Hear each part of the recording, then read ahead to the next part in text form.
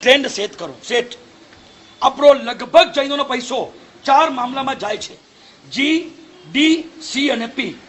જી, D, C અને પી. જી એટલે ગ્રાફિક્સમાં લાખો રૂપિયાની પત્રિકાઓમાં જૈનોનો પૈસો જાય છે. 500 રૂપિયાની પત્રિકા, 1000 રૂપિયાની પત્રિકા, 2000 રૂપિયાની પત્રિકા, 5000 રૂપિયાની પત્રિકા, બસ હરોળ ચાડી છે. બીજા નંબરમાં ડી, ડેકોરેશનમાં. તમે જોવો તો ખરા કેવા ડેકોરેશન કોને દેખાડવા છે. ડેકોરેશનમાં ધૂમ ખર્ચો, આવું જ જોઈએ, આટલું જ જોઈએ, આવું જ જોઈએ અને આમ જ જોઈએ. ત્રીજા નંબરમાં સી, કેટરસમાં આટલી મીઠાઈ, આટલા ફરસાણ, 5-5, 10-10 મીઠાઈઓ, 5-5, 10-10 ફરસાણો, 5-5, 10 જાતની શાક, 5-5, 10 જાતના રોટલા, રોટલી, નાન, આ તે બધું, આ બધું, 5-5, 10 જાતના ફ્રૂટ જોઈએ જ જોઈએ. અને ચોથા નંબરની અંદર પ્રિન્ટર્સ. પ્રિન્ટર્સ એટલે પ્રિન્ટિંગમાં એટલો બધો પૈસો જાય છે કે વાત જવા દો.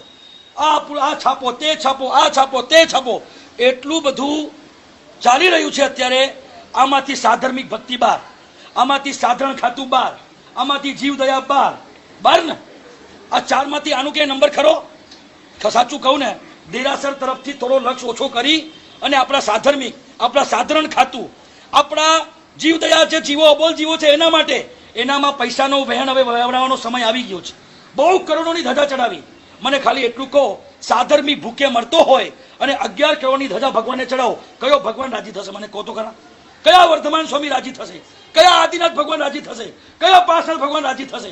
તમારો સાધર્મિક આમ ભૂખે મરતો હોય, કણસરતો હોય,